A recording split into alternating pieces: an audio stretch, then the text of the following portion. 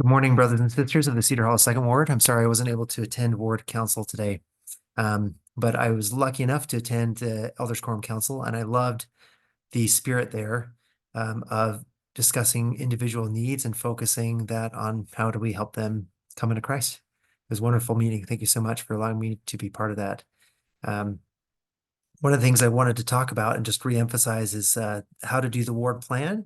And then a separate part of that would be how to implement the ward plan. And I want to make sure those are pretty clear and different. I wanted to start with a spiritual thought from President Nelson on letting God prevail in our lives.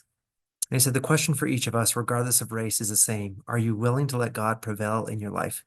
Are you willing to let God be the most important influence in your life?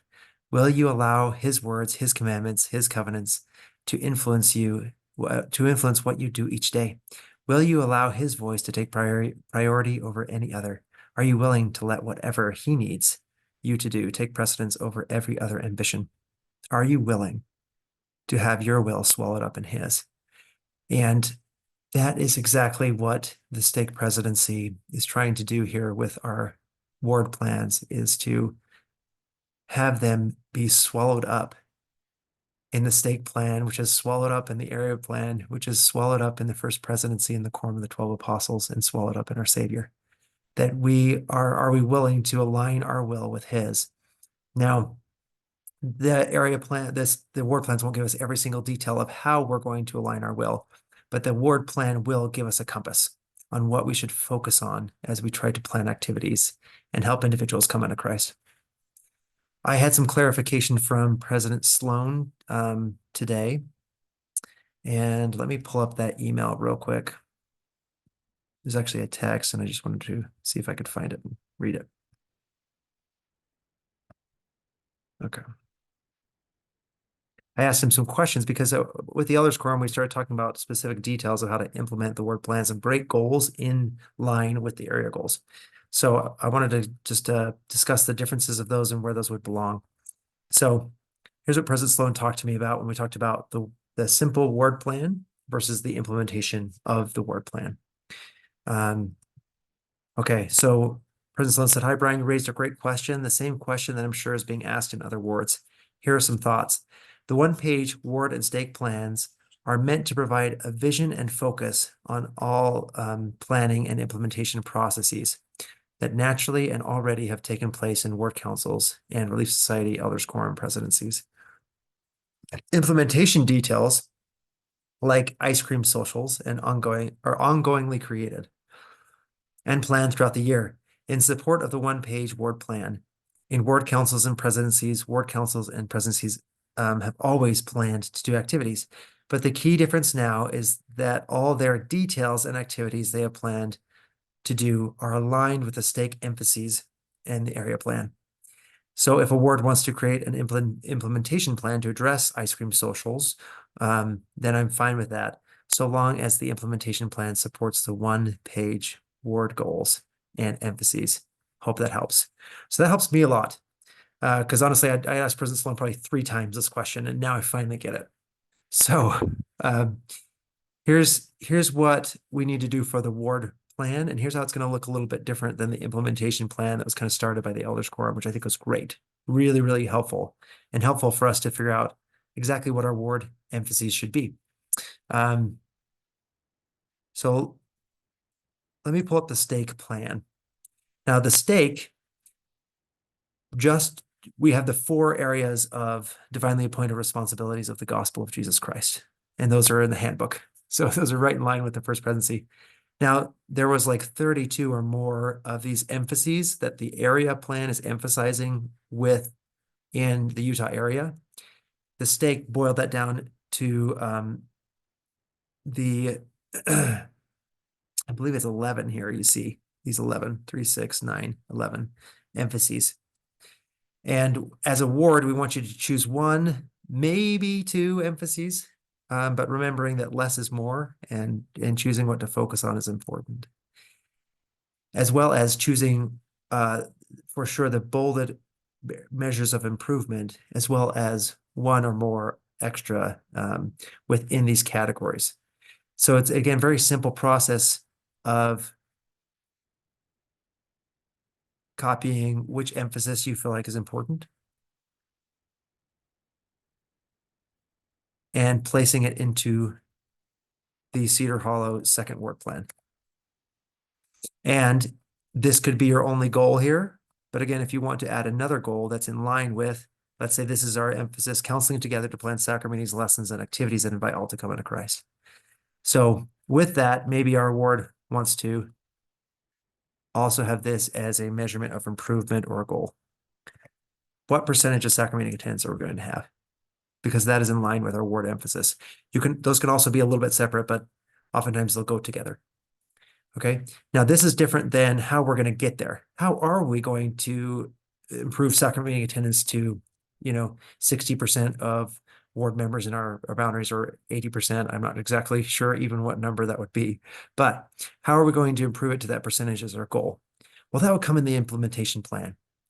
So that can be kept and tracked in different ways. Like President Sloan said, through ward councils, we plan activities and things and talk about individuals and how to help them come to sacrament meeting, right? So I wanted to emphasize that's a little different.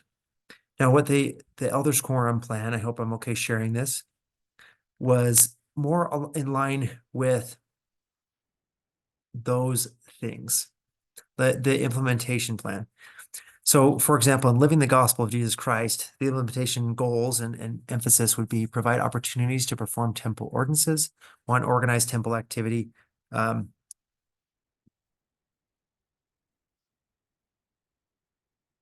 one organized temple activity each month, coordination and planning rotate between council, elders quorum, relief society, could include coordinated temple sessions, proxy baptisms, and temple activities for family and young children.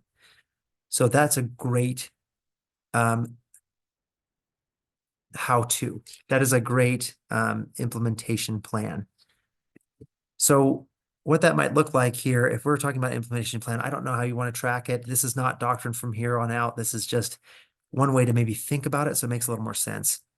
Is if this is our ward plan, right? And we want to track how to implement it, one possibility is to,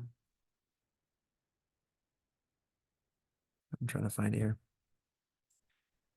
put it in something like this, a separate document. It's not the word plan, or it could look completely different than this. But this is our emphasis. All activities and plans should be in line with our divinely appointed stake emphasis that we've chosen for our ward. So let's see here. If this was our ward emphasis we chose, counseling together to plan sacrament meetings, lessons, and activities that invite all to come into Christ. Well, how are we going to do that? It might look like this. Oops. That over here, the elders quorum have come up with a great implementation plan of how to counsel together to plan sacrament meetings, lessons, and activities that invite all to come to Christ. I'm really struggling here. Okay, so in our how-to, well, how are we going to plan activities? Well, we're going to make opportunities to perform temple ordinances. One organized temple activity each month. Coordination and planning that rotate between councils. Coordinated temple sessions, proxy baptisms. Okay.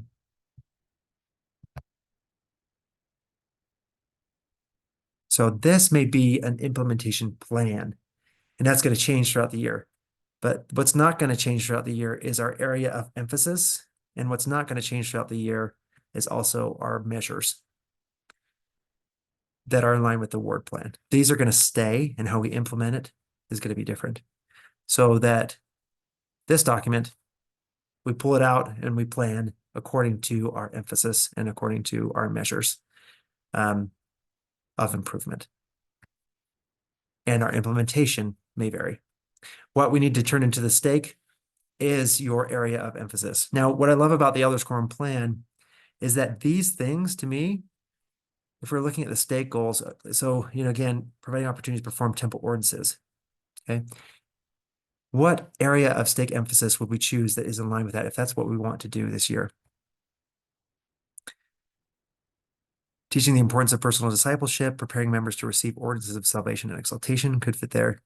But to me, that kind of plan, or that implementation plan, is really focused on deepening our conversion to Christ. And that's why we want to have everyone go to the temple, right? If we look back at some of the other elders quorum implementation emphases and things like that, one of the ones that also struck me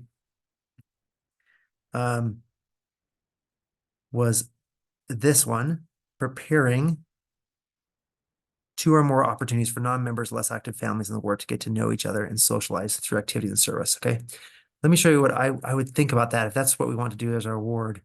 I actually think it may be under the invite all to come unto Christ category. And if we're going to choose a stake emphasis that was in line with that, I would say this is our stake emphasis. This may be the stake emphasis we choose in the Cedar Hollow Second Ward. If we're going to encourage a culture of making normal and natural invitations to our neighbors to taste the joy of the restored gospel of Jesus Christ. So I'd copy that and I'd put it in our ward plan if that's what our ward decided to do. Oh, sorry, this is inviting all to come unto Christ. So we're going to encourage a culture of making normal and natural invitations. Okay, this is the ward plan. Now in ward council, we may discuss how to implement this plan. Okay, now the implementation,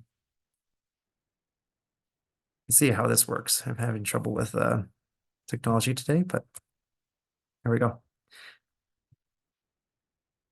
So again, this is not the ward plan. This is just maybe thinking about how to implement the ward plan in line with, aligned with our ward plan and the areas of emphasis. So I'm going to go back here to the elders quorum thought here on providing 2 more opportunities. That's a great way for non-members to attend activities, and maybe this would also help them attend sacrament meeting or baptismal service. As we have these activities that are fun, maybe it's a shooting activity, we get people to come, we fellowship them, and then in natural, normal ways, we invite them to come to church as well. So this may be an implementation plan for the elders quorum, could be an implementation plan from the ward council, but that we're implementing our plans in line with our ward area of emphasis. Okay, I hope that makes sense. And again, if it's confusing, let me know, because I was confused, but I felt like I've got a lot of clarity on this. The ward plan is very simple. It's a copy and paste, plug and play document, but it does allow us to really emphasize what we are focusing on as a ward and how we're going to measure that. And then the details of how we actually do this plan is going to be later on, but this is just, the document's really simple. I hope that helps. Appreciate you all and look forward to serving with you in the future. Thank you.